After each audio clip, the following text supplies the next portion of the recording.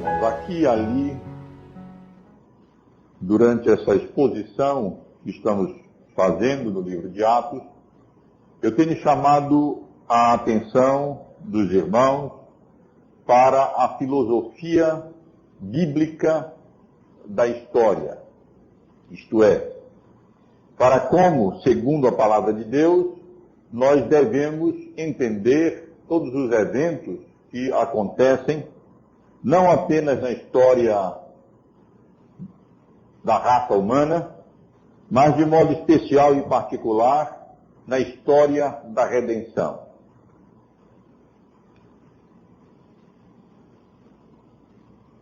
Essa filosofia da história é revelada no livro de Apocalipse, é descortinada no livro de Apocalipse e ilustrada em vários eventos que acontecem, que foram registrados no livro de Atos dos Apóstolos, que nós estamos estudando.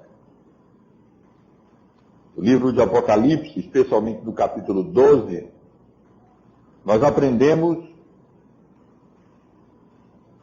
que Israel, povo de Deus, no Antigo Testamento, descrito de maneira figurada como uma mulher vestida do sol, com a lua debaixo dos pés e uma coroa de 12 estrelas na cabeça, grávida e sofrendo as dores do parto, deu à luz a um filho varão, o Senhor Jesus Cristo, Filho de Deus, que veio a esse mundo em cumprimento às promessas de Deus na antiga dispensação, para remir o seu povo dos seus pecados. E o grande dragão vermelho, com 7 cabeças, 10 chifres, e nas cabeças 7 diademas, que havia com a sua cauda arrastado a terça parte das estrelas dos céus, lançado sobre a terra, perseguia a mulher, povo de Israel, na tentativa de impedir o nascimento do varão, e não tendo podido fazer isso, se lança contra o varão com o propósito de devorá-lo, mas ele não pôde fazer isso.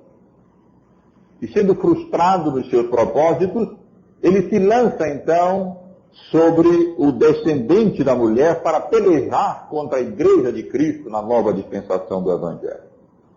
Lemos no último verso do capítulo 12 de Apocalipse que irou-se o dragão contra a mulher e foi pelejar contra os restantes da sua descendência, os que guardam os mandamentos de Deus e têm o testemunho de Jesus. E, meus irmãos, é assim que nós devemos encarar os eventos históricos, os acontecimentos históricos. A obra da redenção, ela não se confina à nossa salvação, à salvação dos eleitos de Deus, mas ela também inclui essa peleja da luz contra as trevas. Essa luta, esse embate constante entre o reino de Deus e o império do maligno, entre o dragão e o cordeiro. Aprendemos na carta aos Efésios que a nossa luta não é contra a carne nem o sangue, mas é contra principados e potestades nas regiões celestiais. E quando nós estamos estudando esse livro de Atos, várias vezes nós encontramos episódios ou ilustrações desses que demonstram, que mostram, que revelam esse conflito cósmico entre o Cordeiro e o dragão, entre o Senhor Jesus, o Filho de Deus, que veio a esse mundo para redimir o seu povo, e o dragão vermelho, Satanás e seus anjos, o Deus deste século, o príncipe deste mundo, que com a sua sutileza e o seu engano, ele ilude aqueles que estão em trevas, engana-os e mantém as pessoas distante da luz do Evangelho que a palavra de Deus revela. E meus irmãos e irmãs, esse poucos versículos que eu li, eles são um exemplo desse conflito cósmico. Eles são uma dessas infinitas batalhas que a Igreja de Cristo trava contra principados e potestades nas regiões celestiais em Cristo. Os irmãos estão acompanhando a exposição desse livro e sabem muito bem que nós nos encontramos aqui na segunda viagem missionária do apóstolo Paulo. Os irmãos têm acompanhado, como guiado pelo Espírito Santo de Deus, o apóstolo Paulo e os demais missionários que o acompanhavam, Silas, Timóteo e mesmo Lucas, que agora está acompanhando o apóstolo Paulo até a cidade de Filipos, cruzaram o Mar Egeu e chegaram então à Macedônia, e na cidade de Filipos eles começaram a anunciar o Evangelho em terra europeia. Vimos aqui no domingo passado como Filipos se tornou a primeira cidade a ouvir o Evangelho, o primeiro anúncio do Evangelho naquele lugar de oração, à beira do rio, ali próximo à cidade de Filipos. Aprendemos acerca da primeira convertida na Europa, Lídia, aquela mulher de Tiatira, vendedora de púrpura, e como surgiu assim a primeira igreja cristã, pela instrumentalidade do anúncio do Evangelho, pelo apóstolo Paulo e demais missionários, no solo europeu. Os versículos que eu li, eles são a continuidade dessa história. Eles são a continuidade do anúncio do Evangelho durante a segunda viagem missionária do apóstolo Paulo, ali na cidade de Filipos, na Macedônia. Nós bem que poderíamos, ao invés de tomar apenas esses 3 versículos, os versos 16 ao verso 18, tomarmos toda a seção, que começa no verso 16, e se estende até o final do versículo, o final do capítulo, até o versículo de número 40. Porque, meus irmãos, de fato aqui nós temos um episódio descrito no verso 16 ao verso 18, que se desdobra na perseguição, na prisão dos apóstolos, e depois então culmina na conversão do carcereiro, e tudo isso de fato constitui uma história só. Mas seria um texto longo demais para nós estudarmos com algum proveito real no tempo que nós dispomos apenas no domingo. E dentro dessa unidade maior, de fato, nós encontramos algumas unidades menores, e a primeira é exatamente e que deu origem a essa sucessão de acontecimentos descritos por Lucas até o final do capítulo, começa exatamente e termina aqui nesses 3 versículos que eu considerei com os irmãos, verso 16, que eu li com os irmãos, verso 16, 17 e verso 18. O assunto desses 3 versículos é a libertação de uma, poderíamos dizer assim, a libertação de uma pitonisa. Hoje eu vou explicar esse tema, a razão do tema da mensagem para os irmãos. E quero chamar a atenção dos irmãos para cada um desses 3 versículos. Entendo que cada um deles pode ser abordado como uma divisão da mensagem, chamando a atenção, em primeiro lugar, dos irmãos, para o versículo 16, onde Lucas registra uma intromissão inesperada naquela obra de evangelização ali que Paulo estava realizando, juntamente com Silas, Timóteo e Lucas, na cidade de Filipos. A circunstância do acontecimento aqui registrado é indicada logo no início do versículo 16. o apóstolo Paulo e os companheiros estavam retornando, estavam indo mais uma vez para aquele lugar de oração, às beiras do rio, próximo à cidade de Filipos, aonde mulheres piedosas, judias, e provavelmente a essa altura também alguns homens ali estavam reunindo, e ao que tudo indica, depois da conversão de Lídia, o apóstolo Paulo e os companheiros continuaram aquele trabalho de evangelização, aquela obra de anúncio do evangelho, ali naquele local que Deus mesmo proporcionou, à beira do rio. Ao que tudo indica, eles estavam ali anunciando o evangelho, para ali regularmente indo, pregando o evangelho, reunindo com aquelas mulheres, provavelmente outras pessoas estavam chegando ali.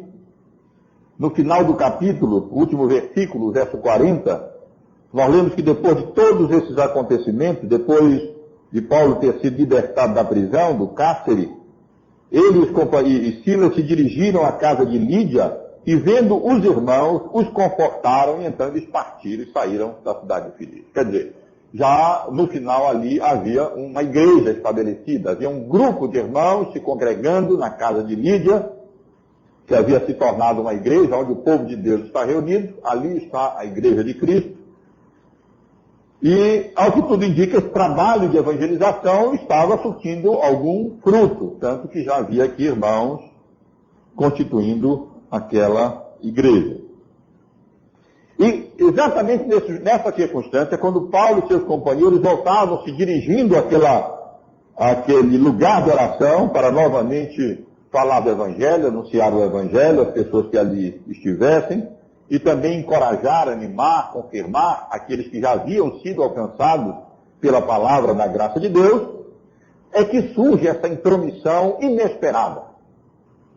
Uma jovem, aqui descrita como sendo uma jovem possessa de espírito adivinhador, a qual, adivinhando, dava grande lucro aos seus senhores, seguindo o apóstolo Paulo, e a nós, Lucas falando, clamava dizendo: estes homens são servos do Deus Altíssimo e vos anunciam o caminho da salvação. A tradução que nós encontramos aqui, no versículo 16, descrevendo a jovem como sendo uma jovem possuída de espírito adivinhador, já é para simplificar um pouco o que nós temos no texto original. No texto original, o que nós temos é um espírito de Piton, no grego. Espírito de Piton. E espírito de Piton deve ser compreendido à luz da mitologia grega. Na realidade, nós saímos aqui, na história anterior da conversão de Lídia, daquele ambiente judaico de prosélitos do judaísmo, ali reunidos para estudar a lei e orar, para um ambiente absolutamente pagão que cercava a Europa naquela região. E os irmãos estão mais ou menos, certamente, afeiçoados a toda aquela mitologia pagã, grega, que dominava o mundo na época.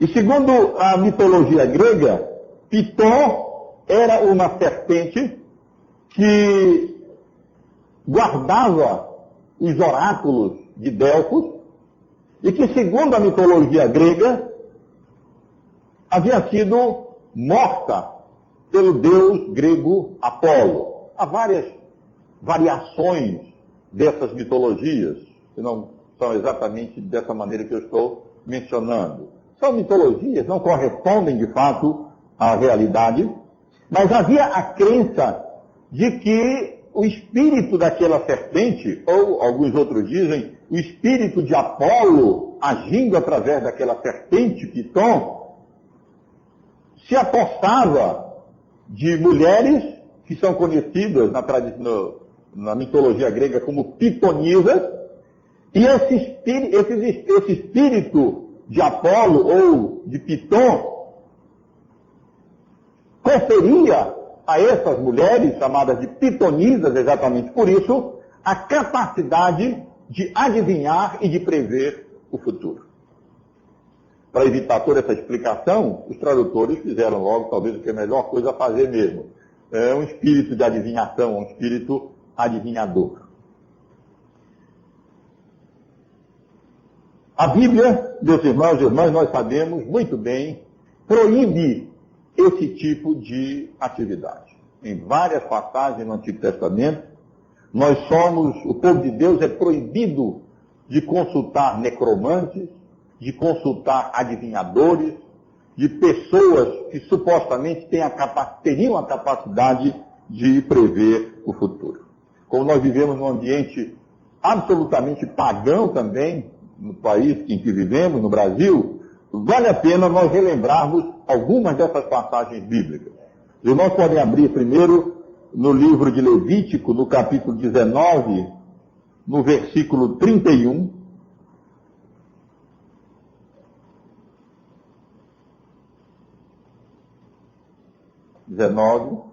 No versículo 31, onde nós lemos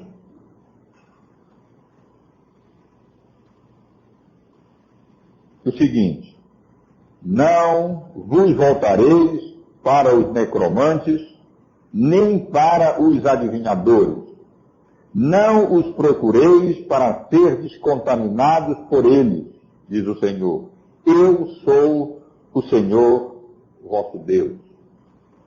Pouco adiante, no livro de Deuteronômio, os irmãos podem ler, no capítulo 18,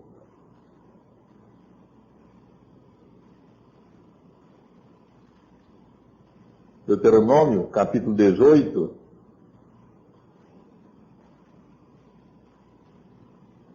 versos 9 em diante, nós lemos assim: quando entrares na terra que o Senhor teu Deus te der, não aprenderás a fazer conforme as abominações daqueles povos. Não se achará entre ti quem faça passar pelo fogo o seu filho ou a sua filha, nem adivinhador, nem prognosticador, nem agoureiro, nem feiticeiro, nem encantador, nem necromante, nem mágico, nem quem consulte os vossos. Pois todo aquele que faz tal coisa é abominação ao Senhor, e por estas abominações o Senhor, teu Deus, os lança de diante de ti. Em Isaías, outra passagem bíblica que trata do assunto, no capítulo 8, Isaías, capítulo 8,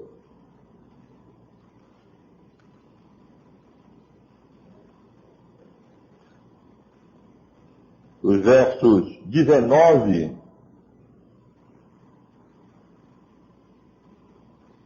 e 20, início do versículo 20, nós lemos assim: quando vos disserem, consultai os necromantes e os adivinhos que chiureiam e murmuram, acaso não consultará o povo ao seu Deus? A favor dos vivos se consultarão os mortos? À lei e ao testemunho. Não a essas pessoas que dizem consultar os mortos e ter comunicação com eles, ou revelações de espíritos, mas nos dirijamos à lei, para a lei e para o testemunho de Deus, aonde de fato nós encontramos revelada a vontade do Senhor. A grande verdade, meus irmãos e irmãs, é que somente Deus pode prever o futuro. Nem demônios têm essa capacidade para prever o futuro. Nós lemos em Isaías ainda, no capítulo 46, versículos 9 e 10, o seguinte: lembrai-vos das coisas passadas, da antiguidade, que eu sou Deus e não há outro. Eu sou Deus e não há outro semelhante a mim. Que desde o princípio anuncio o que há de acontecer, e desde a antiguidade as coisas que ainda não sucederam. Que digo, o meu conselho permanecerá de pé, farei toda a minha vontade.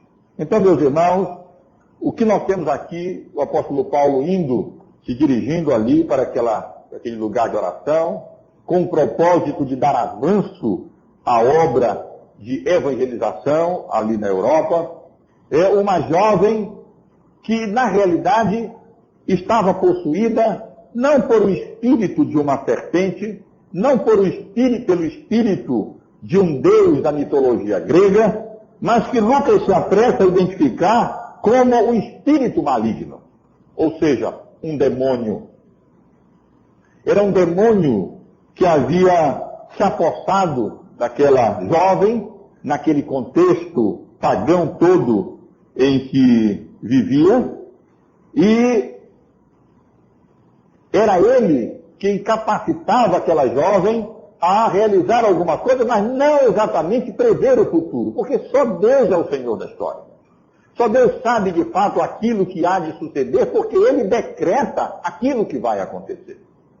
Os demônios não são oniscientes, eles não sabem o que vai acontecer no futuro. Eles enganam, eles dissimulam. Eles têm capacidades que nós seres humanos não temos, e às vezes eles podem dar a impressão de conhecer o futuro de alguma maneira prevendo as coisas que vão acontecer. Afinal de contas, podemos imaginar várias situações assim.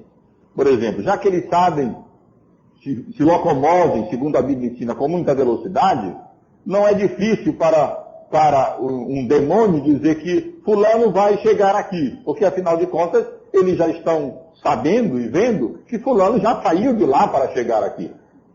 Não é coisas que ele está prevendo o que vai acontecer no futuro, apenas eles estão vendo coisas que já estão começando a acontecer e que então eles podem já prever o que acontecerá nesse sentido apenas. O acontecimento já está em andamento, eles têm capacidade que o ser humano nesse sentido não tem. Mas prever o futuro, saber aquilo que de fato irá acontecer, só o Senhor Deus, Criador dos céus e da terra, o Deus onipotente, o Deus da providência, que decreta todos os acontecimentos, de fato, conhece o futuro. Mas a realidade era que naquele ambiente grego pagão, independentemente do nível social e cultural das pessoas na época, é conhecido na história que praticamente todos tinham aquele costume de consultar pessoas que supostamente tinham capacidade para prever o futuro e assim tentar adivinhar as coisas que iriam acontecer, especialmente quando eles tinham decisões importantes a tomar na vida. E é claro que Satanás, na sua astúcia, se utilizava de tudo isso naquele contexto de trevas, e demônios se apossavam de pessoas e utilizavam essas pessoas para enganar outras pessoas e conduzir e manter, de fato, as pessoas nas trevas como o que realmente estava aqui acontecendo. Diz o texto ainda, no versículo 16, que essa jovem, a ideia que dá é que mais ou menos ela se intrometeu ali no meio do caminho dos apóstolos, como que impedindo ali o avanço do Evangelho, naquela tentativa de alguma maneira atrapalhar a atividade missionária em andamento ali na cidade de Filipos. E então, Lucas menciona que já para nos preparar para os acontecimentos futuros, a perseguição que iria acontecer aqui, dos donos daquela jovem escrava, e que estavam explorando essa capacidade demoníaca que ela tinha de dizer alguma coisa, simulando como se estivesse de fato previndo o futuro, ela se intrometeu ali de maneira inesperada na história da evangelização ali que Paulo e os companheiros estavam realizando na cidade de Filipe. Nesse versículo 16, portanto, nós temos essa súbita descrição desse surgimento dessa moça, dessa jovem, possessa na realidade não de um espírito de cobra adivinhador, mas de um demônio, um súdito de Satanás, e que era instrumento do maligno para manter nas trevas e debaixo da sua tirania as pessoas ali na cidade de Filipos. Mas, meus irmãos, se no versículo 16 nós temos o registro dessa intromissão inesperada, no versículo 17 nós temos o registro de um testemunho diabólico. Diabólico. Para surpresa nossa, aquela jovem, diz o texto, seguindo o apóstolo Paulo e os demais evangelistas, clamava como que dando testemunho, dizendo: estes homens são servos do Deus Altíssimo e vos anunciam o caminho. Eu digo que se trata de um testemunho diabólico, porque apesar de ser uma declaração verdadeira, é uma declaração diabolicamente vaga. Talvez a gente não perceba assim à primeira vista. Mas quando nós lemos aqui o texto, essa declaração daquela jovem possuída por um demônio, dizendo: estes homens são servos do Deus Altíssimo e vos anunciam o caminho da salvação, quando ela diz são servos do Deus Altíssimo, no contexto judaico, a expressão, é verdade, era aplicada a Javé, a Yahvé, ao Deus Criador dos céus e da terra, ao Deus da revelação bíblica. Mas no contexto pagão da época, a expressão poderia ser igualmente entendida como uma referência ao grande Deus, ao supremo Deus da mitologia grega, o Deus Zeus, que também era chamado de Deus Altíssimo. E mais ainda, quando o demônio afirma, através daquela moça, daquela jovem, que estes homens são servos do Deus Altíssimo e vos anunciam o caminho da salvação, aqui a nossa tradução é um pouco mais específica do que o texto original, um pouco mais definida. Em que o Novo Testamento foi escrito, não tem artigo definido e artigo indefinido. A língua grega tem apenas artigo. Quando o artigo está presente, é definido. Quando o artigo não está presente, a ideia é indefinida. E no texto grego aqui nós não temos o artigo. E uma melhor tradução seria, sem dúvida alguma, não o caminho da salvação, mas um caminho da salvação. Como que sugerindo que há vários caminhos de salvação e que aqueles homens estavam ali anunciando, proclamando um caminho da salvação. Entre muitas outras possibilidades, entre muitos outros caminhos possíveis de salvação. A pergunta que nós nos fazemos quando nós lemos esse texto, tenho quase certeza que os irmãos estão se fazendo também, é por que o diabo, um demônio, daria um testemunho como esse, faria uma declaração como essa?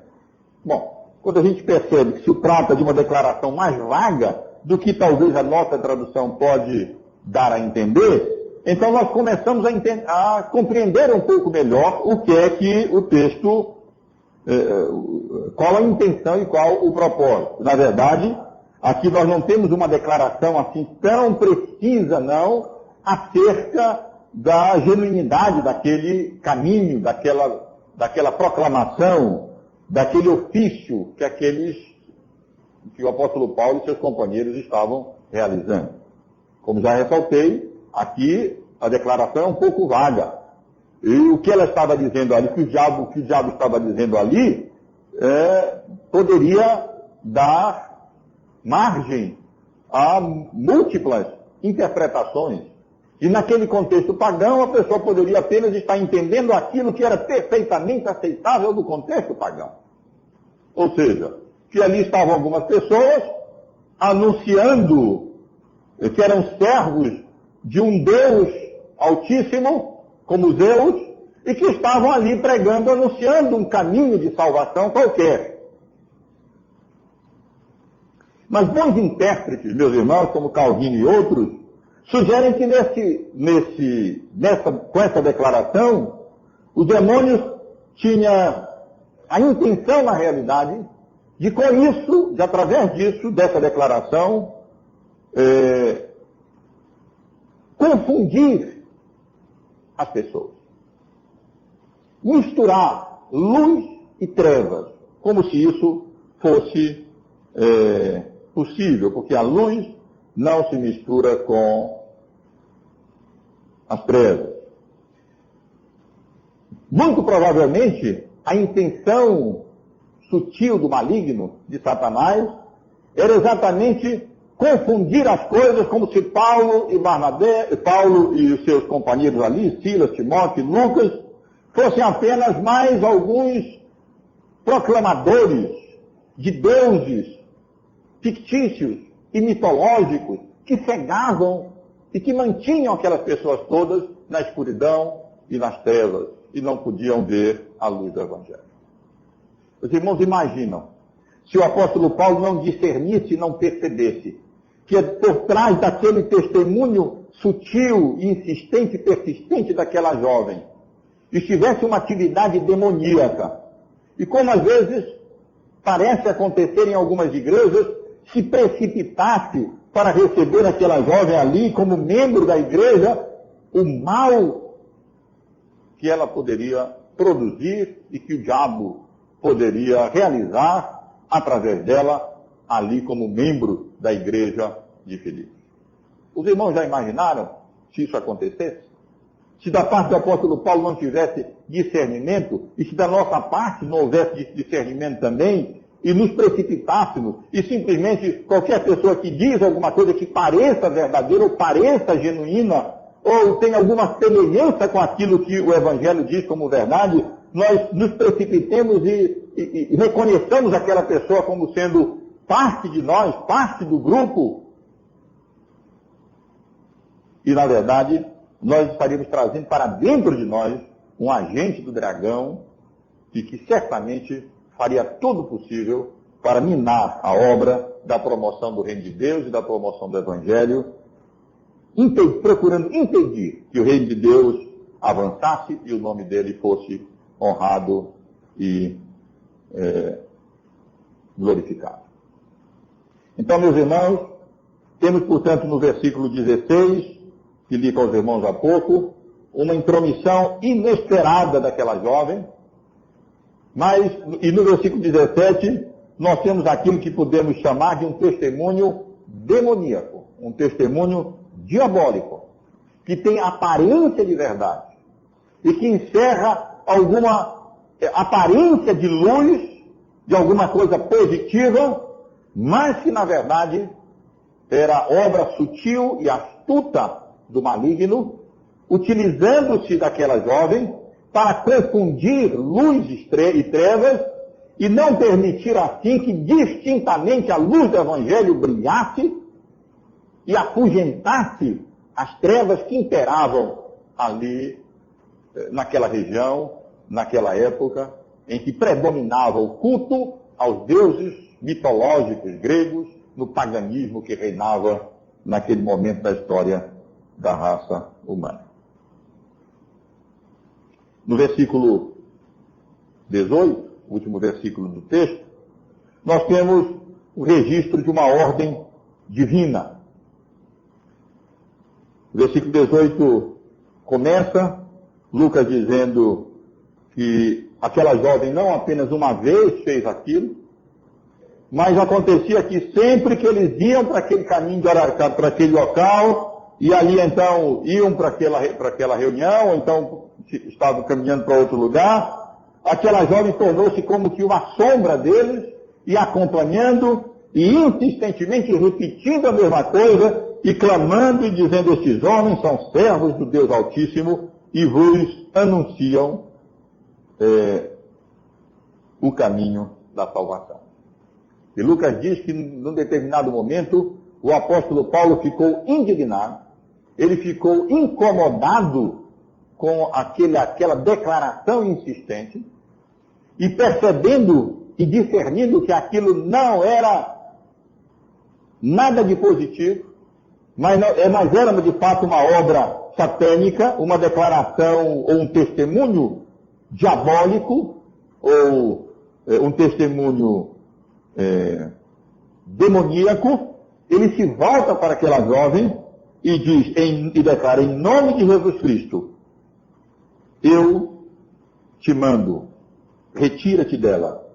E ele, ou seja, aquele espírito satânico, aquele demônio, na mesma hora, saiu daquela jovem, abandonou aquela jovem. E embora isso não seja dito aqui explicitamente, nós podemos inferir que ela se converteu, como normalmente acontece nesses casos em que as pessoas que demônios são expelidos das pessoas registradas no Novo Testamento. Até o fato de nós termos esse acontecimento registrado entre a conversão de Lídia e depois a conversão do carcereiro, parece indicar que essa moça tornou-se um dos membros da igreja de Filipos, pela misericórdia e graça de Deus. Ela provavelmente foi liberta não apenas da opressão daquele espírito maligno, daquele demônio que a atormentava e que a utilizava daquela maneira, mas quase que certamente aquela jovem foi também perdoada de seus pecados, aceitou a Cristo como Salvador da sua vida, foi convertida e tornou-se outro membro da igreja inicial da Europa, ali na cidade de Filipos. E quando, meus irmãos, com essa declaração, em nome de Jesus Cristo eu te mando, retira-te dela, e na mesma hora o demônio retira-se daquela mulher,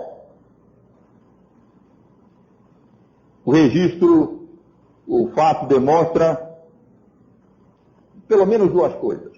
Primeiro, que a luz não tem nada a ver com as trevas. Não vem o demônio misturar com o nome de Deus Altíssimo e falar de salvação e dessa maneira procurar confundir. É como se Paulo estivesse dizendo ali, em nome de Jesus eu te ordeno, retira-te dela. Era como se Paulo estivesse dizendo, luz não tem nada a ver com as trevas. Cristo não tem nada a ver com Satanás. O Cordeiro não tem nada a ver com o dragão.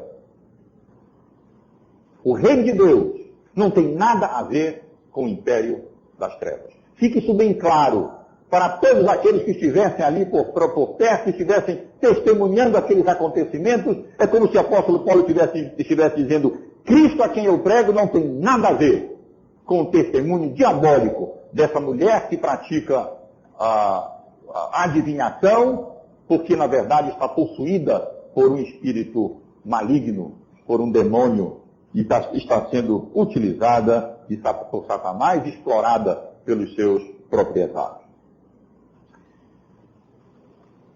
E outra verdade que é demonstrada nessa atitude do apóstolo Paulo é exatamente o poder de Cristo contra os poderes das trevas.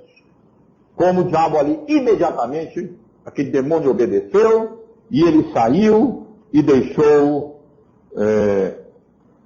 livre aquela jovem e o corpo daquela jovem. Meus irmãos e irmãs, eu quero desses poucos versículos do registro desse acontecimento, que Lucas faz questão de ressaltar das atividades relacionadas à atividade missionária do apóstolo Paulo, ali na cidade de Filipos, essa intromissão inesperada dessa jovem, desse testemunho diabólico, demoníaco mesmo, daquela jovem que tinha aparência de verdade, mas que tinha a intenção de confundir, de dissimular, e também dessa ordem divina, quero extrair para os irmãos, para nós, algumas lições. E a primeira delas, quero lembrar aos irmãos, dessa realidade bíblica claramente ensinada. Aonde quer que o reino de Deus avance, o dragão se intromete na tentativa de atrasar ou de impedir o progresso do reino de Deus nesse mundo. Sempre que, pela misericórdia e graça de Deus, o Evangelho está sendo anunciado, a luz do Evangelho começa a chegar em alguma região, a palavra de Deus começa a ser anunciada e pregada, os irmãos podem estar certo, essa luz tende a afugentar o império das trevas, a desmascarar as obras satânicas e demoníacas, e o diabo sempre procurará um instrumento, um meio de tentar atrasar ou retardar, ou se possível for, impedir o avanço da luz do Evangelho, porque ele desmascara a natureza maligna de Satanás, ainda que dissimulada, como aconteceu aqui com esta jovem. Por isso, meus irmãos e irmãs, nós não devemos estranhar quando nós procuramos servir a Deus e anunciar o Evangelho, ou os irmãos mesmo testemunhar do Evangelho para as pessoas que são próximas, colegas de trabalho, de estudo, parentes, vizinhos, que haja oposição e que de alguma maneira o diabo tente impedir ou atrasar esse avanço do Evangelho e que outras pessoas, pela misericórdia e graça de Deus, sejam alcançadas pela palavra de Deus, pela pregação, pelo testemunho, se convertam, sejam salvas e resgatadas da tirania e do domínio do príncipe deste mundo, do império das trevas. A outra lição, meus irmãos, que eu quero extrair dessa passagem, penso que ela nos ensina isso, de respeito à sutileza de Satanás. Como Satanás é astuto, como ele utiliza todos os meios possíveis e à sua disposição nessa resistência dele, nessa tentativa de impedir o avanço do Evangelho e a promoção do reino de Deus nesse mundo. Meus irmãos e irmãs, como o diabo é astuto. E como ele de fato lança a mão de todos os meios possíveis, e no livro de Atos nós temos visto isso com clareza. Já vimos como ele tentou utilizar a hipocrisia de Ananias e Safira para confundir as coisas e impedir o avanço do reino de Deus. Vimos como ele usou a murmuração dos helenistas que se queixavam dos apóstolos para impedir e atrasar o desenvolvimento do Evangelho e a promoção do reino de Deus nesse mundo. Já vimos como o diabo utilizou a perseguição, a calúnia, a prisão, o chicote e mesmo a morte de Estevão e de Tiago, para de todas as maneiras tentar que o Evangelho não avançasse, o reino de Deus não fosse promovido através desses instrumentos. Vimos como ele fez isso utilizando-se da oposição de Bar Jesus, aquele falso profeta, aquele mágico, que de todas as maneiras tentava impedir que o procônsul Sérgio Paulo fosse convertido ali durante a primeira viagem missionária, quando o apóstolo Paulo anunciou o evangelho da cidade de Pafos, na ilha de Chipre. Vimos como ele lançou mão do erro dos legalistas, ou seja, daquela controvérsia judaizante que, na tentativa de causar confusão na igreja onde Deus estava utilizando Antioquia da Síria como sede daquela obra missionária, daquele avanço do Evangelho em direção aos confins da terra, como chegaram aqueles judeus lá, se dizendo enviados pelos apóstolos e pelos presbíteros de Jerusalém, e causaram tanta confusão ali, que foi preciso organizar uma reunião da igreja como um todo, o sínodo ou o conselho de Jerusalém, para resolver aquele problema. É o diabo tentando atrasar, retardar, impedir o avanço do Evangelho.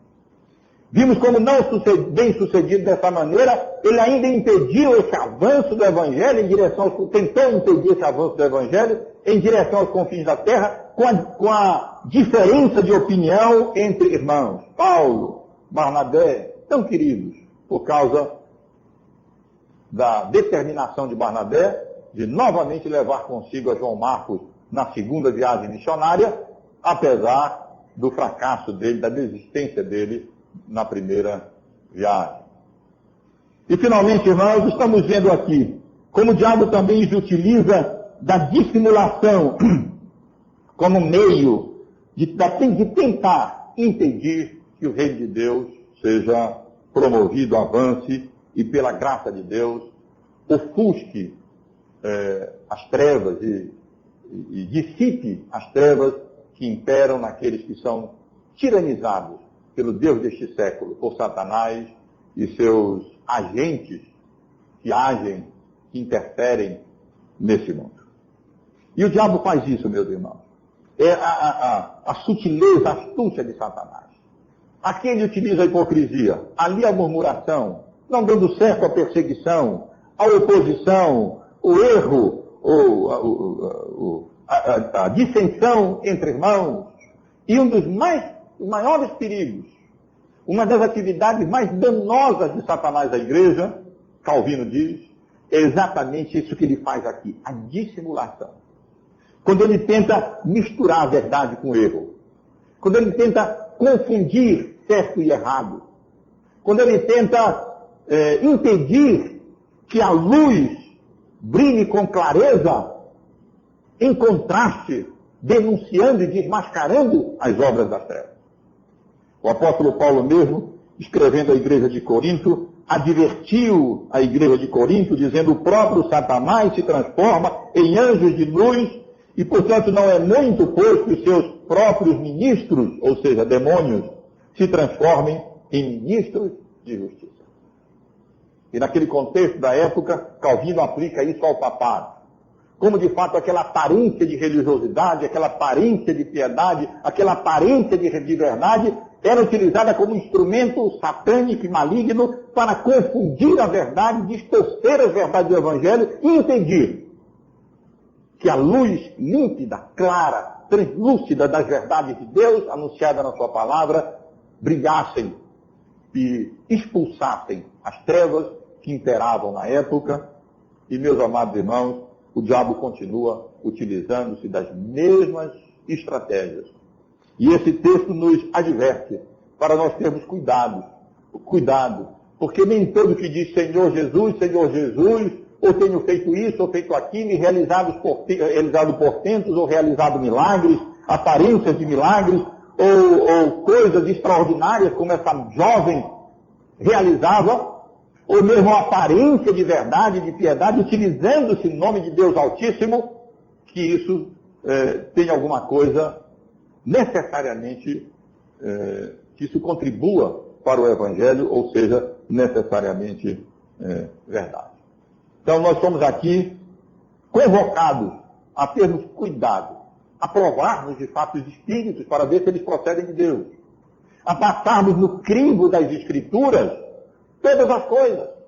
Como é que eu vou aceitar o testemunho de uma jovem adivinhadora se a palavra de Deus me diz que isso é coisa de demônio? Que culto idólatra, na verdade, é culto a demônio. Não pode, o apóstolo Paulo não podia admitir. E ele, indignado com isso, desmascarou, demonstrando ali o poder do Evangelho e o fato de que a luz do Evangelho não tem absolutamente nada a ver com as trevas das obras satânicas, daqueles que consultam os mortos, daqueles que tentam prever o futuro e daqueles que se envolvem com essas coisas relacionadas à obra do maligno, contrárias à vontade do Senhor. E a terceira aplicação, meus irmãos, que eu desejo fazer dessas considerações acerca dessa passagem, é que é o nosso dever estarmos preparados pelo conhecimento da palavra para discernirmos essas sutilezas do dragão. Porque nós não podemos jamais esquecer. A igreja é coluna e baluarte da verdade. Nós estamos numa luta que diz respeito essencialmente à preservação do Evangelho, à preservação da verdade de Deus, ao anúncio dessas verdades, à declaração, à pregação dessas verdades, porque são elas que ofuscam as trevas, são elas que denunciam as obras do maligno.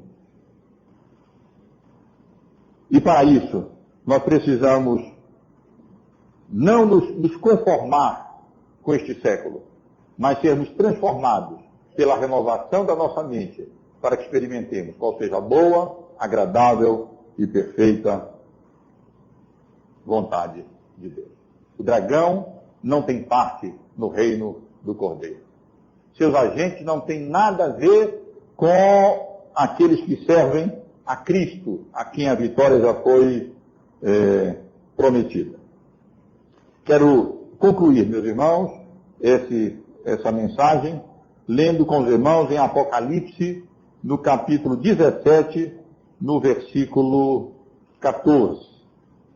É uma passagem bíblica bem conhecida, onde nós lemos assim, 17, 14. Pelejarão eles contra o Cordeiro, e o Cordeiro os vencerá, porque é o Senhor dos senhores e o Rei dos reis. Vencerão também os chamados eleitos e fiéis que se acham com ele. Como crentes em Cristo, membros da sua igreja pela sua misericórdia e graça, inseridos no seu reino pela conversão e pela obra que Cristo realizou em nosso lugar na cruz do Calvário, nós nos encontramos sempre nessa peleja. De maneira dissimulada, o diabo sempre vai tentar impedir ou retardar ou atrasar o avanço do Evangelho. E Deus nos conceda a graça para perseverarmos firmes, conhecendo aquilo que Deus nos ensina como verdade sua na sua palavra. E tendo discernimento para, com a graça dele, resistirmos àquilo que impede a promoção do reino de Deus. Mas sempre na confiança. Que faça o diabo o que quiser fazer. Dissimule ele como quiser dissimular. Utilize ele de murmurações, de hipocrisia, de perseguição, de oposição, de erros, de dissimulação. Nada impedirá a vitória do Cordeiro. Porque pelejarão eles contra o Cordeiro, mas o Cordeiro os vencerá. Pois é o Senhor dos senhores e o Rei dos reis. E pela misericórdia e graça de Deus, vencerão também os chamados, os eleitos e fiéis, que pela misericórdia e graça de Deus se acham ou se encontram ao seu lado, se encontram com ele. Que Deus nos abençoe, meus irmãos e irmãs, e nesse contexto nosso, que não é tão diferente do contexto pagão, quando o apóstolo Paulo estava ali anunciando o Evangelho. O Senhor nos dê a graça e o discernimento para podermos perceber com clareza a diferença entre luz e treva. E não permitirmos jamais que essas coisas se misturem e confundam nada, para que o Evangelho permaneça distinto e com poder para afugentar as trevas e denunciar as obras malignas de Satanás. Vamos ficar em pé, irmãos? Eu peço ao presbítero.